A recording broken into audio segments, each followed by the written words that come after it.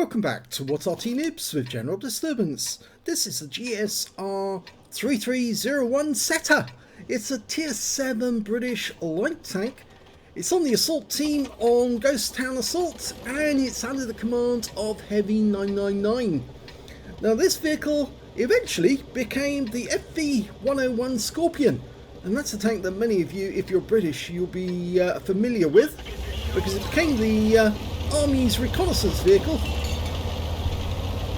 In fact, a very similar vehicle to this was actually used by James Blunt, the famous singer, and he took his Scorpion, or in fact I think he had a Scimitar, I'm not sure if he had which one, but it's the same vehicle with a different turret or a different gun, and he took his one into Kosovo, I think it was, as part of the peacekeeping force. He actually had his guitar on the strapped to the outside of the vehicle, which is quite funny actually, because he said that he'd prefer to have strapped his crew to the outside of the vehicle and had the guitar inside, but there again, he was the commander and he had to look after his men. Okay, well, heavy999 has got a 75mm gun, which is the top gun, the high velocity one, 135 alpha with penetration of 180mm. As you know, it's an assault game, which means that he's got 10 minutes to either kill all the enemy tanks or at least to capture the cap. Now with the premium rounds he's got there, he can actually do 220 alpha and 135 alpha and 220mm.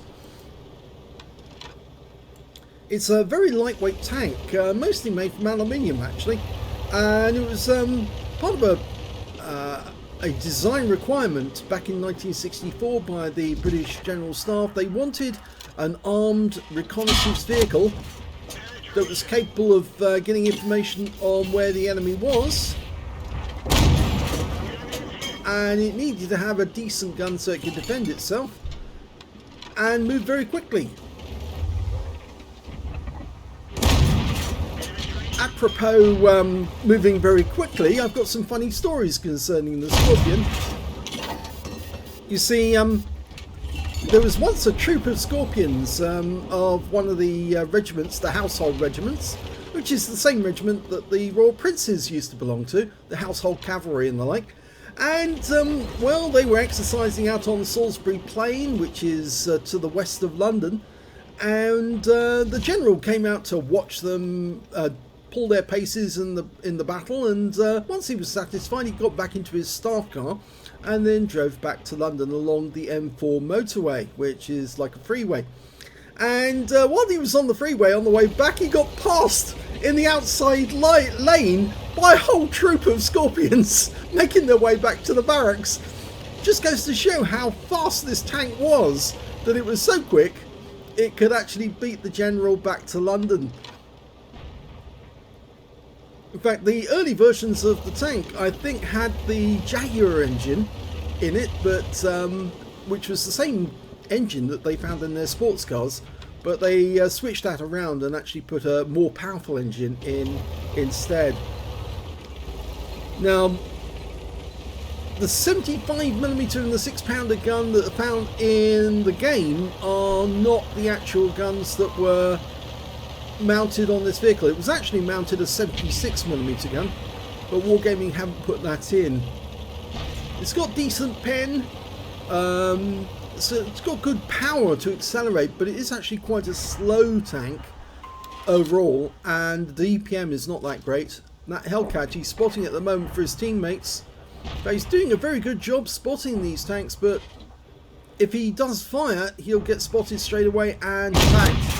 Well, the IKV will know he's here now, but the IKV's not concerned with him, so he puts another one into him, gets a high roll on that one. It's a nippy little tank, but it hasn't got a good top speed. Its maximum speed here is 58 kilometers an hour in the game. But in actual fact, the real speed of this vehicle was 80 kilometers an hour. That's why it actually beat the General back to London, because they could accelerate to the near the top speed required for well, not top speed required for the third lane in the motorway, but they were fast enough that they could overtake traffic, and they were big enough as well. Well, he's spotting that Hellcat and indicating for his teammates. Hellcat hasn't seen him yet, but is this turret pointing this way? Oh, now, well, he probably will be spotted now. No, he isn't. Okay, so we can go ahead and kill the Scorpion, the Hellcat. He obviously can't see him at this distance. He knows he's here, but he's going to get wiped out. He's pointing his gun in this direction. He's probably wondering why his teammate isn't actually spotting Heavy, but there he goes, he's out the game. So no kills yet for Heavy, but he has got some damage, 1.5k. But unfortunately, there are 3 tanks down on the enemy, and they've got 4 minutes and 30 seconds left on the clock. So it's not looking so good. They've lost the town, but what should we say? Well, we're okay on the flanks. We just lost the town, which means that we can't really get in to go to the cap until the town's secured. If they do try to go to the cap, the tanks that are in the town will just simply come up, and they always found the Arty, and it's an AMX-13F3. Pulls back to use the bush mechanic, gets a shot in. He's down below the ridgeline now. There's the M12. Can't get a solution. No, he can't see both actually. Now he can see the M12. He's loading the HE. He's got his gun. Nice shot, 183. The M12 decides it's time to leave, but it's too late for him. The AMX-13F3 had the right idea. He just got the hell out quickly. So only the 1 kill so far. Can he finish off that Cromwell? Yep, no problem. Loaded back the APCR again. I think he ought to keep the APCR spare because he might need that for the tanks in the town. Yep, enemy Arty's still firing in this direction. That was the AMX-13F3 saying hello. And he did get stunned, but no damage as such. I think he's going to have to move in. There is an IKV-65-2 somewhere near the town. He was last seen at that gap in grid square G7. I think that yeah, he's going to have to risk it, dash in and see if he can find some of the enemy. The IKV has got to be the big worry though, because he's got that 90mm gun. He can do a lot of damage. Here comes the AMX. Oh, he didn't get him. And now he's worried, and he's taken around from the IKV, puts another round into the AMX, who gets promptly taken out, so he misses the Pascucci medal. There's the IKV, and there's the T-3485. Well, it wasn't the IKV, actually. I thought that was the IKV. No, the IKV, we still don't know where he is. But he did manage to get around into Heavy. Now, he's unspotted, but that's a 2-minute warning. They are ahead now because there's only 4 enemies remaining, so he needs to find out where the enemy is.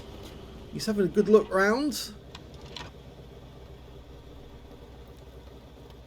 The 4 enemy tanks are probably near the town, the only exception being the IKV-65-2, who has to be outside the town, otherwise he wouldn't have been able to get a shot at Heavy. So he's somewhere in these bushes or on the edge of town. There's the VK. He's been spotted. He's going for the cap. I'm not so sure this is a wise decision because I think the IKV is in the bushes somewhere. He's backing up. Oh, there's the IKV. He's not in the bushes. He's right on the edge of town. There he is. Uh-oh. And he took a 90mm round. He's now got the VK-3601. He takes him out. But he had to pull back to do that, and now the IKV is going to get a shot at him. And, yeah. Oh, and the IKV's on his side. But he managed to right himself in time. But I have the feeling that this game is going to be a loss because they can't cap out in time. And it's 2 versus 3 now, so I think this one is over. Good try by Heavy.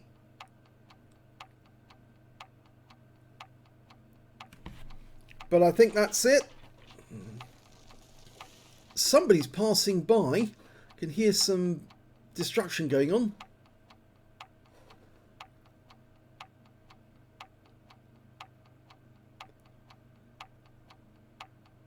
Ten seconds and it's all over.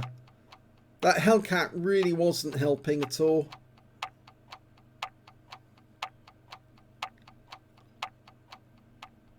Yep, nice try. They're saying nice try. They're quite correct. It was a nice try by Heavy. He did get the VK, but he just couldn't finish off the IKV.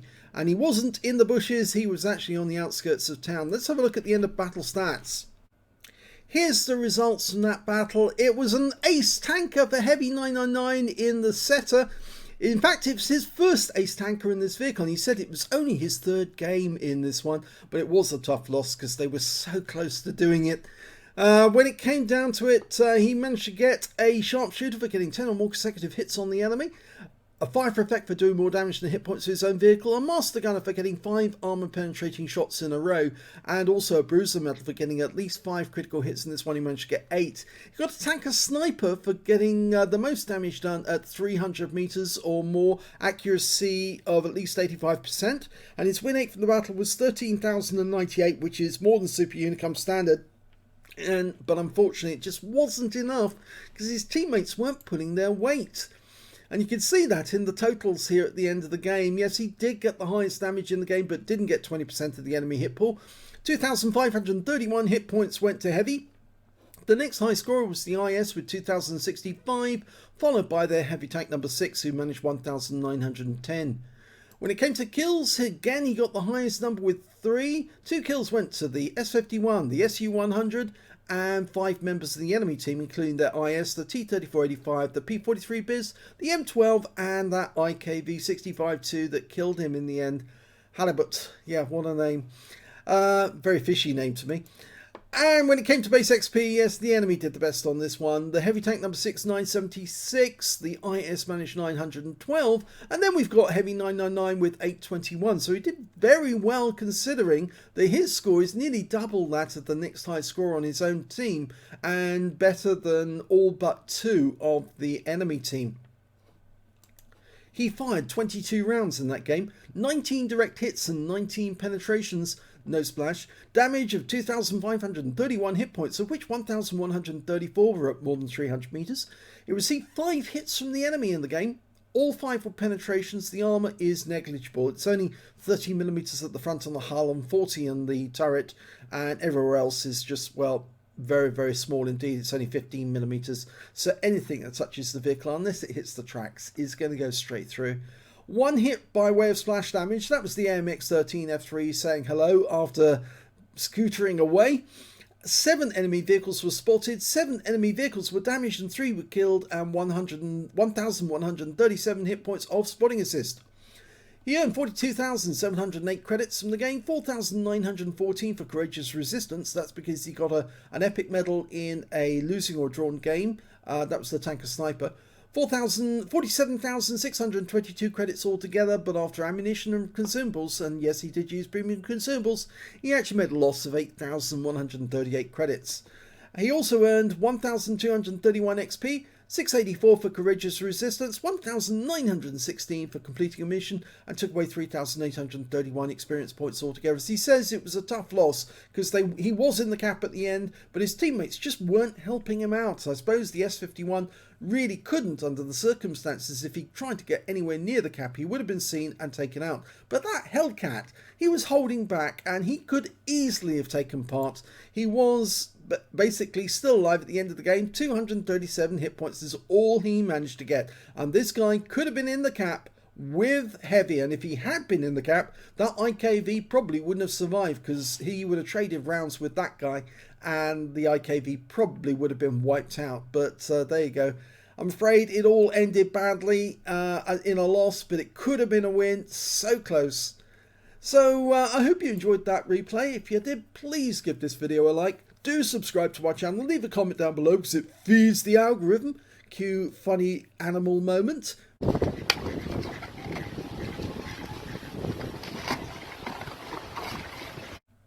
And thank you for watching.